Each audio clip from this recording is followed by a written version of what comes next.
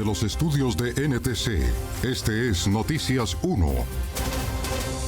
Esta noche en Noticias 1, la Fiscalía ha intentado ocultar las grabaciones que comprometen al Ñeñe Hernández con compra de votos para la campaña de Duque, dice abogado de víctima en el expediente por complicidad con el cartel de Marcos Figueroa.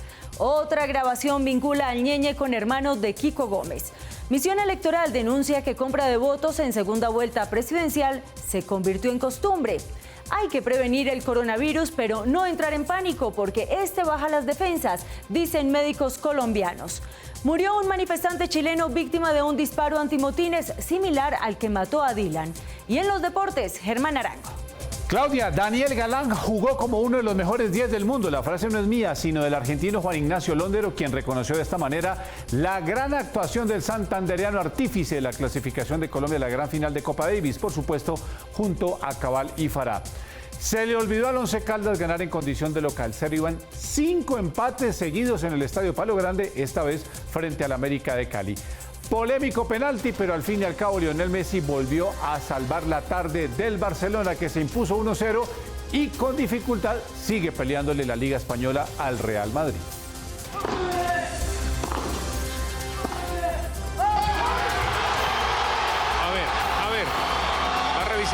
Y aquí está, por supuesto que esta es la imagen del día, la gran actuación del santandereano Daniel Galán, quien derrotó en sets corridos a la raqueta número 1 de Argentina, Juan Ignacio Londero, para conseguir su segunda victoria en sencillos y darle a Colombia el tercer punto que confirmó la clasificación de nuestro país a la gran final de la Copa Davis en la Caja Mágica de Madrid. El segundo punto ante los argentinos lo obtuvieron en dobles Juan Sebastián Cabal y Robert Farah. Por supuesto que de esta historia hablaremos hoy.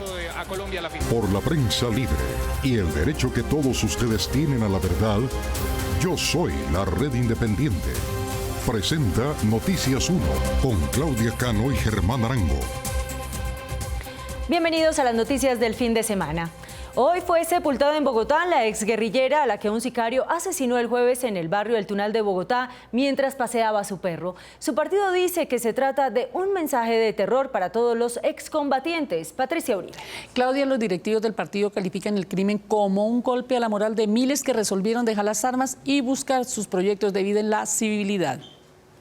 Astrid Conde Gutiérrez, conocida como Nancy en las filas de las antiguas FARC, es la primera excombatiente asesinada en Bogotá que se acogió a los acuerdos de paz y la cuarta exguerrillera en el país. El asesinato de Astrid, de 44 años, ocurrió este jueves a las 11:20 de la mañana en el barrio El Tintal, sur de Bogotá. Como era su costumbre, ese día fue a pasear a su perro pastor alemán al parque, cuando un hombre que descendió de una moto conducida por otro hombre se le acercó y le disparó en repetidas ocasiones, pese a la cantidad de gente que a esa hora circulaba por el sitio. Los sicarios abandonaron después la zona sin que nadie los persiguiera. Fue abordado por un sujeto, un sicario, que le propinó 4 disparos en un arma 9 milímetros, que ya eso para la delincuencia en Bogotá se supone que eso es un arma de alta gama con silenciador. Astrid Conde, quien perteneció al bloque oriental del Mono Jojoy y participó en la toma de Miraflores, Guaviare en 1998, decidió cambiar su fusil y camuflado por su capacitación personal. Terminó bachillerato e hizo cursos de mujeres emprendedoras y de defensa de derechos humanos. Estaba haciendo planes con su proyecto de vida acá tanto en Bogotá como las reces que le iban a dar en materia de su reincorporación, y venía haciendo un proceso con nosotros acerca de defensa de derechos de las mujeres. La verdad, pues nosotros estamos convencidos de que esta mujer estaba comprometida con la paz. Conde Gutiérrez, cuyo sepelio se realizó hoy en Bogotá, estuvo detenida durante 5 años en la cárcel del Buen Pastor desde 2012. En el centro de reclusión, cuando se negociaba el acuerdo de paz, decidió estudiar el papel de la mujer en el posconflicto. La Facultad de Ciencias Humanas de la Universidad Nacional le dio el título de Mujeres Constructoras de Paz. Andrés París, cuyo nombre de origen es Jesús Emilio Carvajalino, dirigente del partido Fuerza Alternativa FARC, aseguró que este crimen envía un mensaje de miedo a los reincorporados que se instalaron en la capital del país. Traen el crimen a Bogotá en el cuerpo de una mujer, lo que va a impactar profundamente el proceso de paz. Está claro que en Bogotá viven hoy más de 1.200 excombatientes que van a recibir este mensaje. París agregó que la persecución y muerte de los líderes sociales es indiferente para el gobierno. Puede seguir una marcha luctuosa muy prolongada que en medio del abatimiento de decenas de excombatientes, en medio de eso pues se va enterrando el proceso de paz. y se va enterrando la esperanza. Desde la firma del acuerdo de paz en 2016 han sido asesinados más de 200 excombatientes. El senador Eduardo Pulgar acompañó varias veces a visitar a la directora del Departamento de Prosperidad Social, a la persona que luego sería nombrada como su coordinador en Atlántico. Así lo descubrió un examen a sus visitantes. Juliana Ramírez. Claudia, una de las visitas del senador Pulgar con el acompañante sucedió el pasado 14 de noviembre a las 11 de la noche. Y un mes más tarde, su amigo fue nombrado director regional del DPS en el Atlántico. El Departamento de Prosperidad Social, DPS, que le reporta sus actuaciones a la Presidencia de la República, se encarga de ejecutar políticas y planes para la inclusión social, reconciliación y superación de la pobreza. Esta entidad, liderada por Susana Correa, excongresista del uribismo, tiene un presupuesto anual de 3,6 billones de pesos, uno de los más altos del Estado. Llegó el momento de acabar la cultura transaccional entre el Poder Ejecutivo y el Poder Legislativo. Sin embargo, ese momento al parecer no ha llegado. La iniciativa Cabilbeo analizó los ingresos del despacho de la directora del DPS en 2018 y 2019. El senador del partido de la U, Eduardo Pulgar, es el congresista que más interactúa en el despacho de Susana Correa. Fue a su oficina 5 veces. Uno de los hallazgos más evidentes que encontramos es un senador de la República ingresando a 2 reuniones al Departamento para la Prosperidad Social, acompañado de una persona que un mes y medio después es nombrada como director regional en el departamento en el cual tiene influencia ese senador. Según registros de la entidad, el 9 de octubre de 2018, Eduardo Pulgar ingresó a las 10:58 de la mañana al DPS junto con Antonio de Jesús Barandica. Un mes después, el 14 de noviembre, ambos vuelven a visitar a la directora del DPS en su despacho, pero esta vez a las 11 de la noche. Y otro mes después, el 5 de diciembre de 2018, Antonio de Jesús Barandica fue nombrado director regional en el Atlántico del DPS.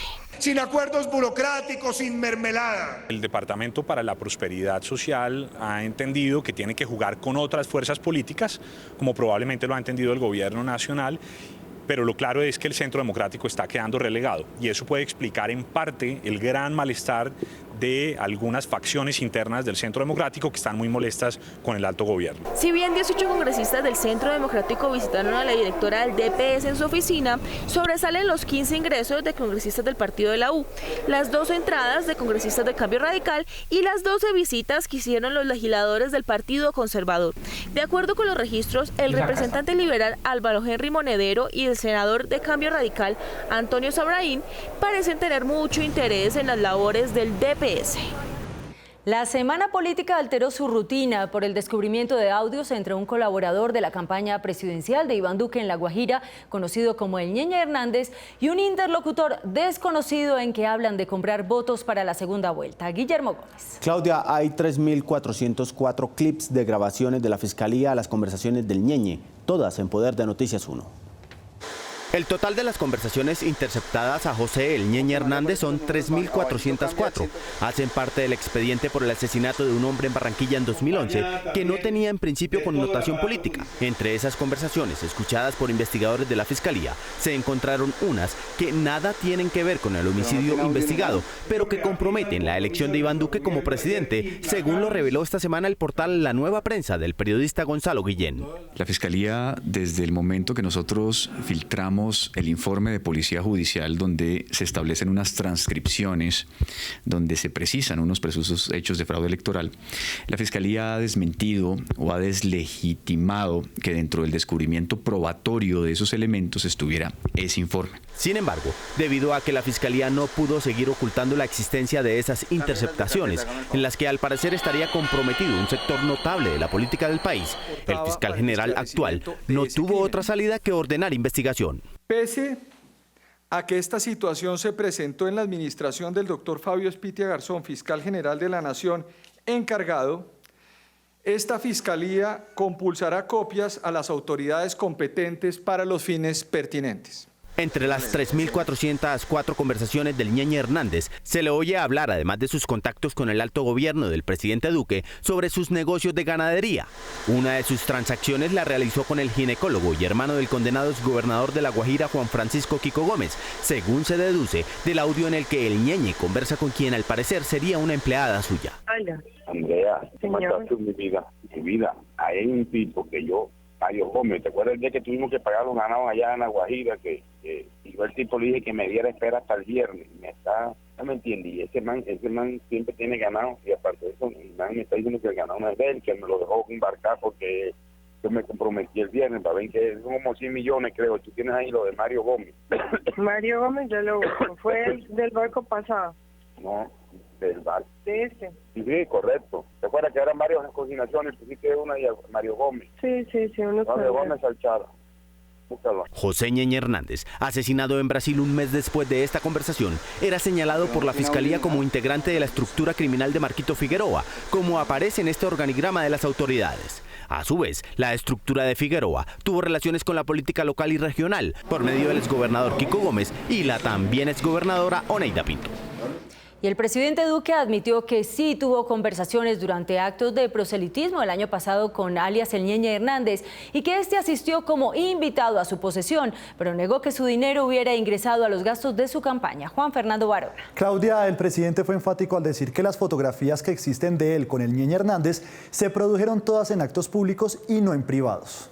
El presidente Iván Duque explicó su relación y la de su campaña con el presunto narcotraficante y lavador del cartel de Marcos Figueroa, José Hernández, apodado El Ñeñe, quien en grabaciones reveladas esta semana por el periodista Gonzalo Guillén, dejó en evidencia con su desconocido interlocutor que estaba reuniendo 6.000 millones de pesos para comprar votos en La Guajira y Cesar para la segunda vuelta de la campaña presidencial de Iván Duque. Nunca le pedí al señor Hernández ningún recurso para mi campaña, ni mucho menos el gerente.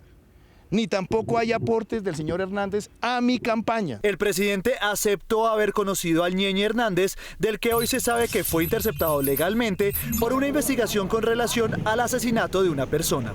A José Hernández lo conocí en los últimos 4 años quizás, en contados encuentros públicos, alguno que otro social seguramente, pero no tuve con él lo que se dice una hermandad, como han tratado de insinuar. Duque aseguró que trató con cordialidad a Hernández en los eventos públicos porque conocía a su familia y porque sus padres eran amigos. Lo saludé, hablé con él, me habló además de la amistad que tuvo mi papá con su papá, lo cual es verdad. Mi padre fue amigo de su padre hace años. Además dijo que las fotos en las que aparece con el polémico ganadero siempre fueron tomadas en eventos públicos. Fotos, yo tengo fotos con muchas personas y las fotos que están públicas con el señor Hernández son fotos en eventos públicos. Y por eso he dicho, mis reuniones fueron en contados eventos. Manifestó que nunca se ha negado a las fotos que le piden, incluso a los periodistas que lo cubren. Cuando ustedes me han pedido una foto, también se las he dado. Cuando ustedes me han pedido que le mande un mensaje a un familiar, como ha pasado, lo he mandado. En cuanto a la asistencia de Hernández a su posesión, Duque reconoció que sí fue invitado porque, según él, cumplió los requisitos para poder asistir. El listado sí está. ¿Qué protocolo se surtió en la campaña? Que las personas que estuvieran ahí fueran revisadas. Y se cumplieron las revisiones en ese momento. Duque dijo que no sabía que a Hernández lo estaba investigando la Fiscalía, además del asesinato en el que estaría implicado por ser presuntamente testaferro con el narcotraficante y paramilitar alias Marquitos Figueroa, de quien tendría en sus cuentas más de $1 billón de pesos. Nunca supe que había investigaciones contra él. Y si las hay, que las autoridades las esclarezcan y rápido. El presidente aseguró que nunca le pidió a José Ñeñe Hernández dinero para su campaña presidencial y que los aportes fueron con créditos bancarios y a través de una sola cuenta que fue manejada por Luis Guillermo Echeverry. La misión de observación electoral MOE, que le hace seguimiento a todas las elecciones populares en Colombia, ha detectado que la compra de votos en segunda vuelta presidencial es casi una costumbre en el país. La MOE, Misión de Observación Electoral, reveló que para la segunda vuelta presidencial de 2018 se incrementaron las denuncias sobre compra de votos en los departamentos de La Guajira y Cesar, en donde ganó la campaña de Iván Duque sobre la de su contendor Gustavo Petro. Claramente se ve la diferencia en la información que entregan los ciudadanos frente a la primera vuelta presidencial y frente a la segunda vuelta presidencial. Según la directora de la MOE, Alejandra Barrios, la penetración de recursos ilegales a las campañas presidenciales de 2018 fue similar a las de las elecciones para Congreso denunciada por Aida Merlano. Recursos que vienen de la ilegalidad, que entran a campañas políticas, que tienen la decisión, que van dirigidos a la compra de votos para favorecer determinados candidatos. Barrios también explicó que se ha vuelto casi una costumbre que en la segunda vuelta presidencial las campañas políticas reciban recursos provenientes de la ilegalidad. Nosotros nos preocupa muchísimo el vacío que se está generando entre primera y segunda vuelta presidencial. En el 2014 pasó exactamente lo mismo. En ese momento estábamos hablando de recursos de una multinacional. Dijo que el Consejo Nacional Electoral debe investigar a fondo esta denuncia que se desprende de unos audios grabados por la Fiscalía en las que se oye al Ñeñe Hernández hablando de compra de votos en los departamentos para favorecer al candidato Iván Duque. Y tiene que haber una explicación absolutamente clara de qué fue lo que pasó con unos recursos que parece o que dice haber dado un testaferro de Marquitos Figueroa a una campaña política. Cuestionó la poca efectividad de las autoridades encargadas para vigilar las elecciones y campañas políticas. Nosotros no tenemos en Colombia, por parte de las autoridades electorales, ni por parte de la Fiscalía, capacidad de seguimiento y control de los recursos que desde las economías ilegales se están entregando para la financiación de las campañas. La MOE manifestó que la única solución a esta modalidad de corrupción electoral es financiar las campañas políticas en un 100% por parte del Estado. La paciente número 1 de coronavirus en Colombia descubrió su enfermedad por pura casualidad y desde una unidad de urgencias fue trasladada a su casa. Ahora su familia, sus vecinos y los amigos que visitó desde su regreso de Italia están en pruebas. Sobre la joven de 19 años que se convirtió en el primer caso de COVID-19 en Colombia, el Ministerio de Salud ha informado que sigue en su casa, que los 16 familiares, amigos y otros que tuvieron contacto con ella también están aislados y que todos continúan bajo observación médica. La joven llegó de Milán, Italia, el pasado 26 de febrero. 5 días después, el 2 de marzo, sospechó de algunos síntomas y buscó atención en la Fundación Santa Fe. Hoy en su casa continúa el proceso de autoaislamiento. Ninguno de sus familiares presenta síntomas de coronavirus. Esas 17 personas serán sometidas a exámenes de laboratorio cuando completen el 7º día de incomunicación para determinar si pueden volver a su vida normal. Los neumólogos aseguran que el peor agravante de la epidemia es el pánico, porque junto con el estrés baja las defensas con las que la gran mayoría de humanos derrota el virus, que es menos letal que el de otras gripas en cuestión de semanas. El primer caso de COVID-19 en Colombia causó nerviosismo entre muchos colombianos, pero médicos expertos consultados por Noticias 1 aseguran que el pánico es peor. El respetado médico neumólogo Rubén Darío Contreras, jefe de la unidad de esa especialidad en una de las clínicas mejor dotadas de Bogotá y expresidente de la Asociación Colombiana de Neumología, advierte que el temor baja las defensas y hace vulnerables a muchos pacientes. En las situaciones de estrés se secretan sustancias bioquímicas que favorecen a la secreción de neurotransmisores que hacen que el sistema inmunológico se deprima. La médica pediatra e intensivista Eda Medina, certificada en el Institute of Functional Medicine de los Estados Unidos, insiste en que los colombianos conserven la tranquilidad pese a las noticias alarmistas. Si inhibir el sistema vamos a estar en peor condición que si estamos más bien relajados, ¿sí? Entonces yo recomiendo es que la gente se tranquilice. El temor generalizado en la población puede generar aún peores problemas por el contagio, ya no del virus, sino del miedo. La gente tiene que colaborar, tiene que aprender cómo toser, cómo se transmite el virus, tiene que saber cuáles son los signos de alarma. Ahí sí creo que hay mucho desconocimiento. Los expertos también aclaran que no se le debe restar importancia al caso y afirman que es importante tomar medidas para evitar el contagio. Este coronavirus tiene una característica que es más letal, es decir, que al paciente que lo enferma y tiene los factores de riesgo para desarrollar esta enfermedad grave, se puede morir más rápido. Una segunda recomendación importante consiste en no acudir a las clínicas o centros de salud si las personas creen que presentan síntomas de este tipo de virus. Yo pienso que incluso ni siquiera antes de tener los síntomas van a salir corriendo. Digamos que la gente ya está paniqueada, porque ya consultan diciendo que qué vamos a hacer con esta epidemia. Es un error con infecciones leves como gripa, dolor de garganta, congestión nasal, asistir a los centros porque es una forma de transmisión de algún modo para esto. Durante 2 horas, estos expertos compartieron información especializada sobre la naturaleza del COVID-19 y otros virus en una conferencia que se hizo especialmente para tratar el tema en la capital del país esta semana y a la que asistieron 200 médicos, virólogos, epidemiólogos, neumólogos y pediatras. Y al sur de la China, en la ciudad de Guangzhou, el hotel en que los familiares de los pacientes del coronavirus pasaban su cuarentena se desplomó y los socorristas aún luchan para salvarlos de los escombros. Camilo Galán. Claudia, la oración del Ángelus de mañana por primera vez se hará sin la presencia de peregrinos en la Plaza de San Pedro con motivo del virus, pues está al norte de Italia, donde se planea el aislamiento de 16 millones de personas. Un hotel de 80 habitaciones en Guangzhou, que había sido adecuado para la atención de pacientes en cuarentena positivos por COVID-19, se desplomó esta madrugada. Cerca de 70 personas quedaron atrapadas en los escombros de la edificación de 5 pisos. Unas 34 personas ya han sido rescatadas, mientras los grupos de socorro continúan la búsqueda de pacientes que se encontraban bajo observación médica en la edificación. Aunque la cifra de personas que han superado el contagio aumenta en China, epicentro del brote, en Estados Unidos los casos van aumentando en muertes y contagios. Hoy el estado de Nueva York fue declarado en estado de emergencia sanitaria. Un nuevo recuento de casos en Washington superó la cifra de 100 contagios, el último de ellos un conductor de taxi, y ya son 16 las víctimas mortales del COVID-19. Con esta alerta de emergencia, el Estado podrá acelerar la compra de medicamentos y la contratación de personal de apoyo para ayudar a los departamentos de salud a atender los casos. En el Vaticano, el país más pequeño del mundo, también se conoció el primer caso de coronavirus. Se trata de un paciente de edad avanzada que fue trasladado a Roma, en donde luego de realizarle las pruebas dio positivo para COVID-19.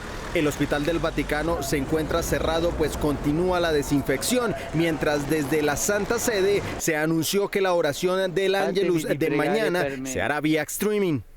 Buon pranzo y arrivederci. Mientras en Italia, epicentro del brote en Europa, estudia la posibilidad de aislar cerca de 16 millones de personas en la región de Lombardía y 11 provincias más del norte del país, pues la cifra de víctimas por contagio es de más de 230 personas. Hasta el momento, la cifra oficial es de 3.585 víctimas mortales del virus y un total de 105.820 contagios. Escuchando las comunicaciones de la disidencia de las FARC en el Caquetá, la policía encontró los detalles de lo que sería una extorsión a una empresa petrolera y los detalles de su cobro de impuestos a los narcotraficantes. Enrique Tapia. Claudia, en la comunicación se da cuenta de que alguien de la petrolera les pidió quemar una tractomula para impulsar la negociación de la extorsión por 1.000 millones al año. Desde 2018, inteligencia de la policía logró descifrar los mensajes encriptados de la Gahor 7 que delinque en zona rural de San Vicente del Caguán, Caquetá. Las comunicaciones hechas a través de un radio packet evidenciaron la manera de delinquir del grupo residual de las extintas FARC y cómo, bajo las órdenes de Gentil Duarte, se exigió extorsionar a una empresa petrolera de la zona. Le comento que como hemos presionado a la petrolera por medio de unos tiros, ya mandaron a decir dónde mandan el delegado para hablar. Llega este jueves, le vamos a pedir 2.000 a 2.500 millones para que nos den al menos 1.000 millones cada año. Según las comunicaciones en poder del fiscal 113 Juan Pablo Fajardo contra el crimen organizado, luego de la presión del grupo armado, funcionarios de la petrolera pidieron una reunión directamente con alias Gentil Duarte, jefe de las disidencias de las FARC, para tratar el caso. Camarada, los señores de la petrolera proponen hablar con usted personalmente para cuadrar las cuotas. Después del arreglo, ellos proponen una acción sobre la petrolera que sería quemar una mula o emboscar la motorizada. Eso es para tener argumentos. Las interceptaciones que dan cuenta de la reunión sí confirman que la petrolera pagó por lo menos 200 millones de pesos al grupo delincuencial. Aunque la información está en poder de la Fiscalía, a la fecha no hay avance sobre la supuesta reunión de funcionarios de la petrolera con Gentil Duarte.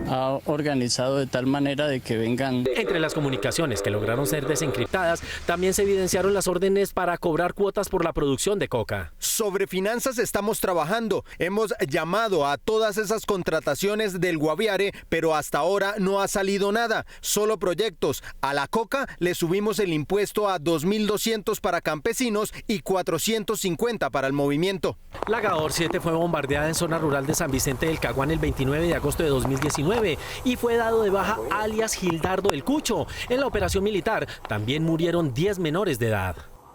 ¿Qué tan incluyente es la Internet en Colombia? Lo que indican los indicadores. La unidad de inteligencia de la revista The Economist hizo el índice de inclusión de Internet para medir la disponibilidad, asequibilidad, la relevancia y la preparación de 100 países. Clasificó de primera a Suecia y de última a Burundi en África, y a Colombia le dio el puesto 44 junto con Omán y la India. Esto indica que somos tan incluyentes como una dictadura árabe y una democracia antiislámica. Esto es lo que indican los indicadores. Un hombre de 48 años murió hoy como consecuencia del impacto de un proyectil antimotines disparado por los carabineros de Santiago de Chile en las protestas de ayer viernes. Un manifestante de 48 años identificado como Cristian Valdebenito falleció hoy en el hospital de Santiago de Chile luego de ser ingresado de emergencia tras recibir un disparo presuntamente de bomba lacrimógena en la cabeza durante la primera jornada de manifestaciones de este año en Chile, que se desarrolló en la icónica Plaza Italia en el centro de la capital. La víctima sufrió un traumatismo craneal grave después de ser impactado por el proyectil disparado por agentes de las Fuerzas Especiales de Carabineros de la Policía, similar al SMAT colombiano, según testigos presenciales. A este punto de la ciudad llegaron ayer miles de manifestantes protestando contra las políticas del presidente Piñera y que luego de unas horas fueron reprimidos por los agentes, lo que desencadenó disturbios, además de 300 arrestos y 76 efectivos heridos. Hasta el momento, ni el gobierno ni los carabineros de Chile se han pronunciado sobre la muerte de Valdebenito. La Universidad de Stanford en California puso la tecnología de investigación del coronavirus al alcance de sus manos. Está reclutando a quien quiera prestar su computador para que en las horas de reposo del aparato se conecte para procesar los datos de la investigación. Necesitamos tu ayuda. Folding Home se une a los investigadores de todo el mundo que trabajan para comprender mejor el coronavirus 2019, para acelerar el esfuerzo de la ciencia, para desarrollar nuevas terapias que salven vidas. Con este mensaje, la Universidad de Stanford hizo un llamado mundial para que desde una computadora o una simple aplicación se pueda estudiar la epidemia de coronavirus en todo el mundo. El proyecto se llama Folding Home y es actualmente el proyecto de computación compartido más grande del mundo, desarrollado por la Universidad de Stanford en Estados Unidos. Este plan de computación compartida permite conectar el computador a la red para que realice los cálculos que le envía la aplicación mientras está activo o hibernando, para determinar, por ejemplo, el proceso de las proteínas en estudios sobre enfermedades como Alzheimer, cáncer y el SARS, en este caso el coronavirus. Los datos que nos ayuden a generar se difundirán rápida y abiertamente como parte de una colaboración científica abierta de múltiples laboratorios de todo el mundo, lo que dará a los investigadores nuevas herramientas que pueden abrir oportunidades para desarrollar medicamentos que salven vidas. Sin embargo, para que esta investigación tenga los resultados esperados, se requiere una cantidad sustancial de potencia informática y voluntarios Folding Home. Por eso, este grupo de investigadores pide la colaboración de cualquier persona con un ordenador para que descargue el software, y la energía no utilizada producida por estos PCs será entregada a científicos y químicos que están trabajando para el desarrollo de un anticuerpo que ataque el coronavirus. Los recursos no utilizados de cualquier computadora podrían salvar vidas. Por el daño que podría ocasionar el agua, la fauna y la flora, 3 congresistas del Partido Verde impugnaron el decreto que autorizó las pruebas piloto de la exploración y explotación de petróleo con la técnica de fracking. Eduardo López Júquer.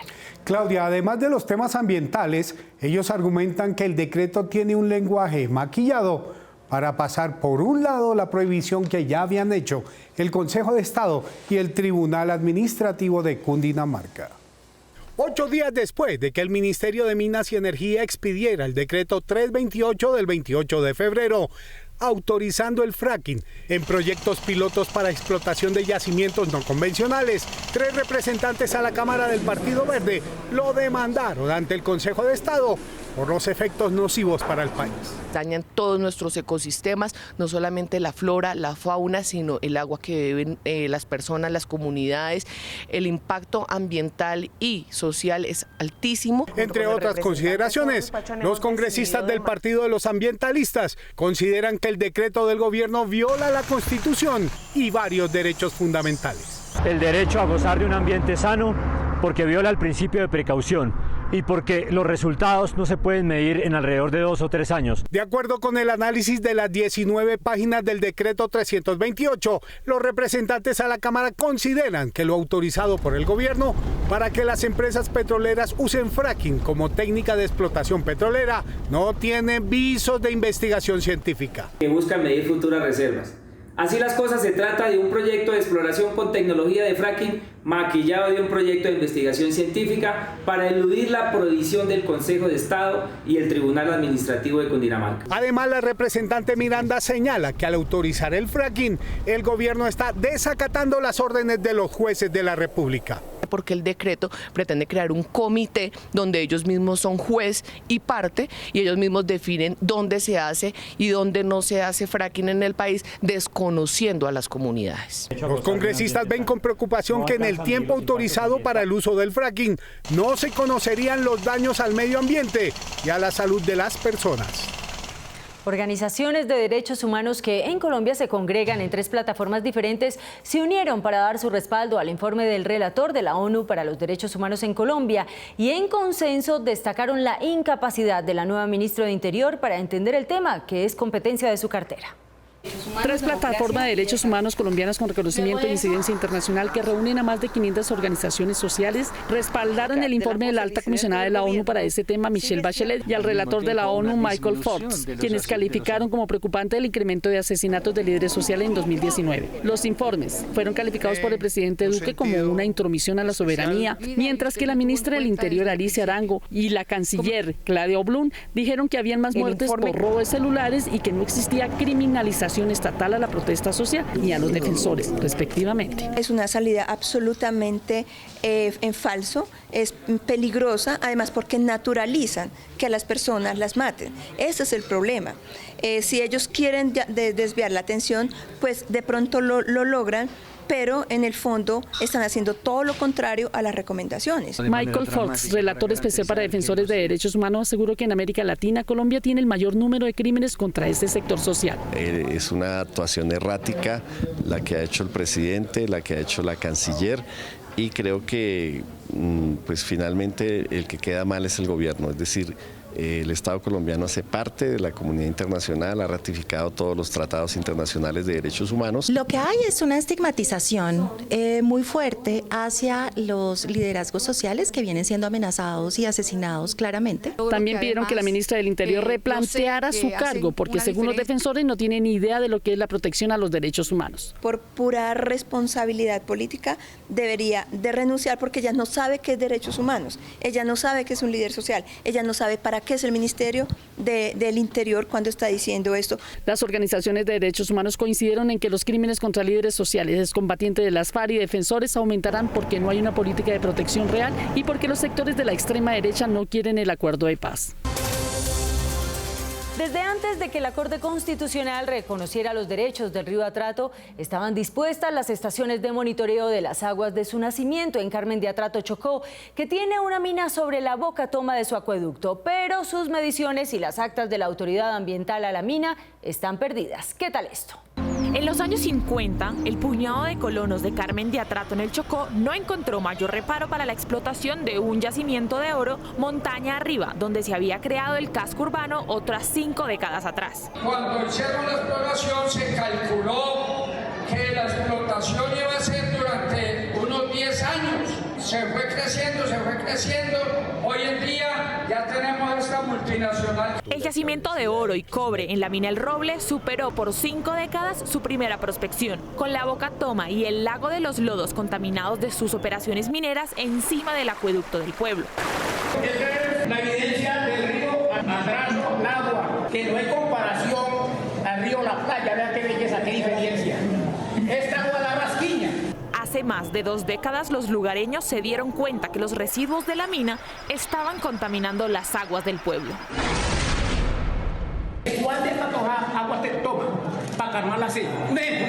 Y los casos de intoxicación por plomo se han hecho visibles localmente, pero no ante la autoridad ambiental. 11 compañeros y compañeras afectados de la comunidad indígena del 12 por parte de mercurio. Necesitamos brigadas de manera urgente para que hagan nuevamente el examen a estos compañeros y compañeras afectados. Lo que hicimos fue comparación de la calidad de aguas del río Atrato, aguas arriba de la mina y aguas abajo de la mina. Sí hay una contaminación con metales pesados y con otro tipo de químicos que son tóxicos. El examen técnico de la operación minera se decretó hace 13 años y la Corporación Regional de Chocó, Codechocó, lo hizo, pero nada pasó. 10 años sin ningún permiso y luego otros 13 años más en los que las obligaciones no habían sido cumplidas.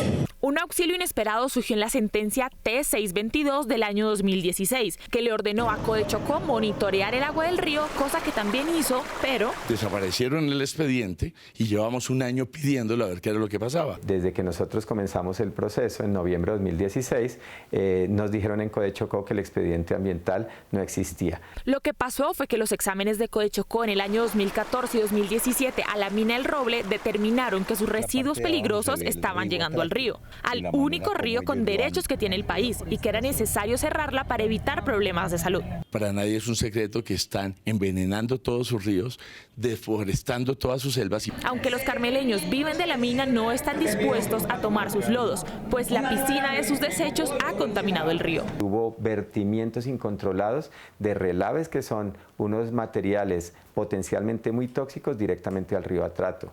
Nosotros estuvimos en 2017 y observamos algunas evidencias de inestabilidad. La explotación de la mina El Roble es legal, es decir, de ella tiene conocimiento oficial la autoridad ambiental, la policía, la ANLA y hasta la Corte Constitucional, pero las actas de su vigilancia están perdidas. Este expediente no ha estado completo para las comunidades ni para ningún usuario. Las explotaciones ilegales son muchas más que las legales. Nos vemos en las redes sociales y mañana a las 8 aquí en Cable Noticias con las mejores noticias del fin de semana. No se pierdan la titular que viene enseguida y a ustedes gracias por elegir La Independencia.